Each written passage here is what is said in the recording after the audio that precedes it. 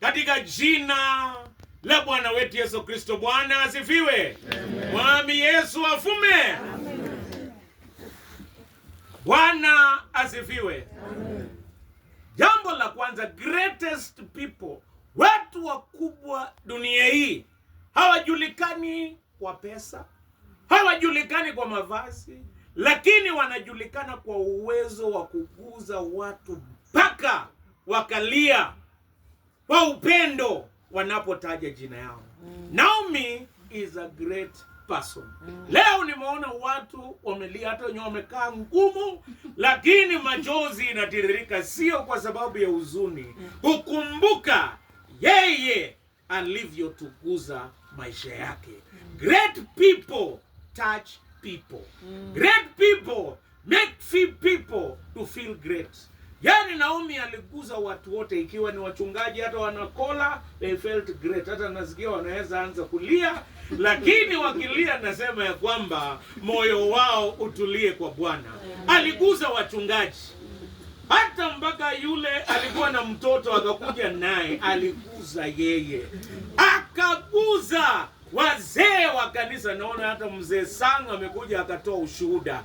Akaguza vijana, hata mayoyo wakatoka town wametuongelesha lugha tofauti. Akaguza wamama ambao wanaita bamai. Akaguza kila mmoja wetu. Na leo nataka tu niseme neno moja, in memory of Naomi. Hata kama sikumuona, hata kama sikumjua, hata mimi ameniguza. Zaburi ya 42 na mstari wa 11 inasema, nafsi yangu, mbona unasumbuka? Nafsi yangu, mbona unahangaika?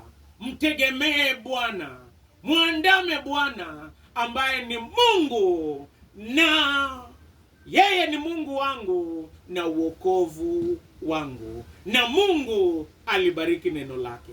Amen. Hii zaburi iliandikwa na wana wa Kora, na iliandikwa na mtu ambaye alikuwa ameumia. Hata sisi tumeumia kupoteza Naomi. Hata sisi tuna machozi kama wana wa Kora, lakini yeye anaandika na kusema, roho, nafsi yangu itapona. Leo nataka niwaambie nafsi yetu itapona. Bwana asifiwe.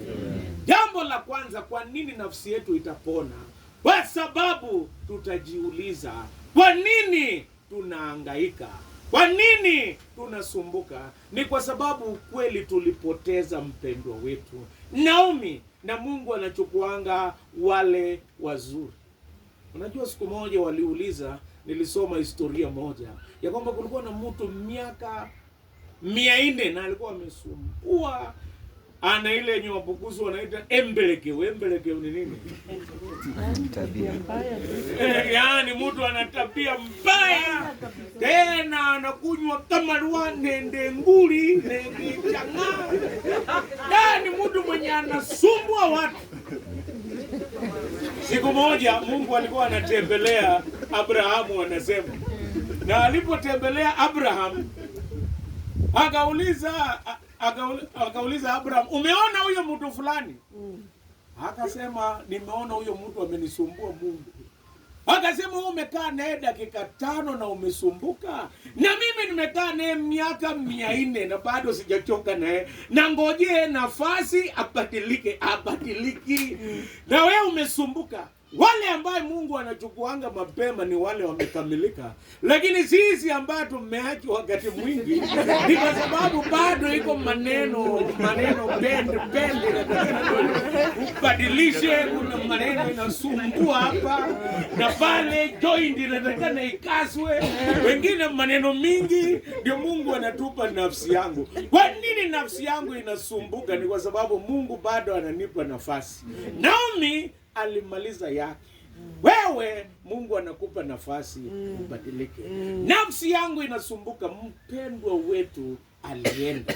Nafsi yangu inahangaika kwa sababu dunia hii iko maneno mingi. Hii dunia iko na maneno. Hii dunia utapata walimu wenye hawana mshahara, wanasema maneno ya bubei. Bubei ni lembech kwa Kikalenjin, yani maneno ya uongo. Hata wazazi wamehangaika, saa zingine watu waliongea maneno. Hata walimu wenye hawana mshahara wanajitokeza wakati watu wanapata msiba. Nafsi yetu inahangaika kwa sababu ya maneno ambayo tunasikia. Nafsi yetu inahangaika kwa sababu ya mambo ambayo tunapitia na kupoteza mpendwa. The best, Mungu anachukuanga the best. Jambo la pili, nafsi yako ikihangaika utapona. Jambo la kwanza, ukijiuliza maswali. Jambo la pili, nafsi yetu itapona ikiwa tutajiongelesha. Leo nataka tujiongeleshe. Ambia jirani yako nataka ujiongeleshe. Angalia yeye kwa sura ama ni kwa macho. Angalia yeye kwa sura na kusema nataka ujiongeleshe. Sijasema ucheke Padri Masifwa. Nataka ujiongeleshe. Na nataka ukijiongeleshe jiambia kwamba nitamtumaini Bwana. Nitamtumaini Bwana. Ambia yeye hata kama nimelia nitatumaini Bwana. Hata kama nimelia. Ongelesha yeye. Yani ulomile, yani mwambie nitamtumaini Bwana. Nitamtumaini Bwana. Bwana asifiwe. Amen. Ni vizuri saa zingine kujiongelesha. Kitu ya kwanza nimesema jiulize maswali. Kitu cha pili nataka ujiongeleshe. Jiongeleshe ya kwamba nafsi yangu nitapona kwa sababu mimi natumaini Bwana. Kuna watu wanatumaini vitu vingi hautawahi pona. Nilisema pesa inaweza kukununulia kitanda. Lakini pesa haiwezi kukununulia usingizi. Umewahi penye wanauza usingizi na pesa? Hakuna. Pesa inaweza kukupeleka popote lakini haiwezi kununua amani. Jiongeleshe nafsi yako na kujiambia nitamtumaini Bwana. Jambo la mwisho nataka nimalizie. Nashukuru Mungu kwa wachungaji hawa. Niliwafunza zamani college. Sitaki kusema maneno ya college. Sitaki kusema lakini Unaweza tuambia. Kisha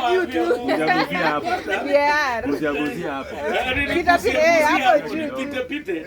Wakati mwingine mkiniita kwa youth rally nitapita. Nigusie. Lakini nafsi yangu itapona nikimtegemea Bwana. Kwa nini nategemea Bwana? Ni kwa sababu yeye ni Mungu wangu, tena ni wokovu wangu. Je, mnajua hii dunia ni safari? Hii dunia sisi ni wasafiri. Na wakati mwingine tunahangaika.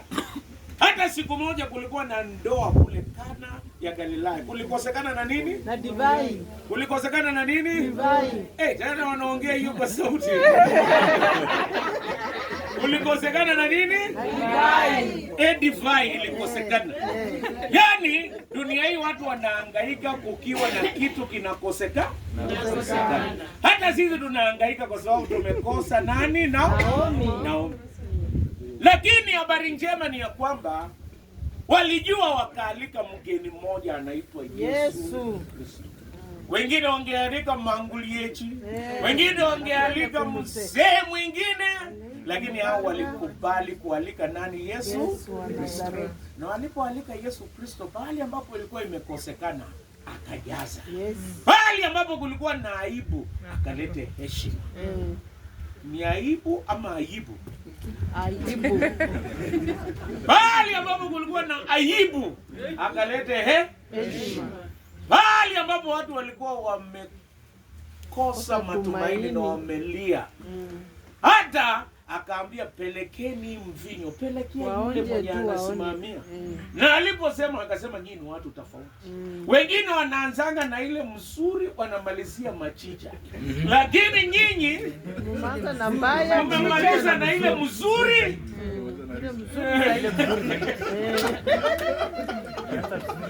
Hata hapa ninaomba Mungu atumalizie vizuri. Atupe matumaini. Tumelia lakini sasa wacha atutulize moyo. Bwana asifiwe. Na Naomi tukikumbuka Naomi tukumbuke kwa furaha.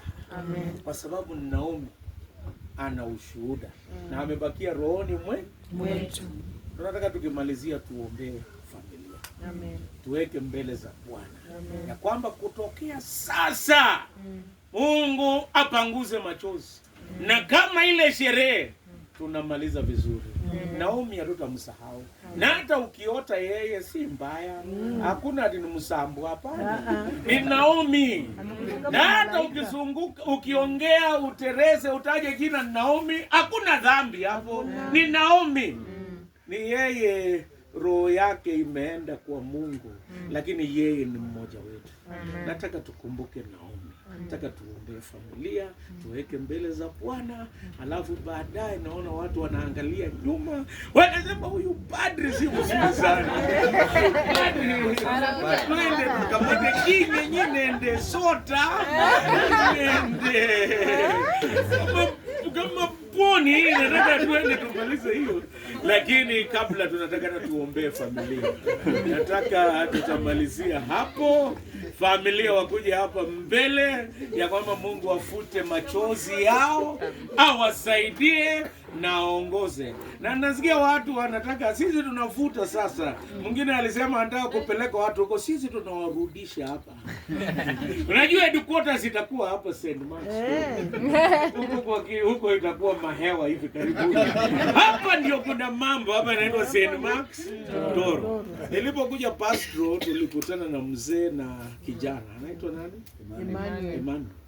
Wewe Emmanuel inamaanisha Mungu pamoja nasi. Kwa Lubukusu inamaanisha nini? Wele aline nafwe. Ako pamoja nasi na ataendelea kuwa pamoja nasi. Mungu atawasaidia. Mungu ataongoza. Tusimame tuimbe Bwana usehemu yangu. Iko waimbaji hapa na naona wana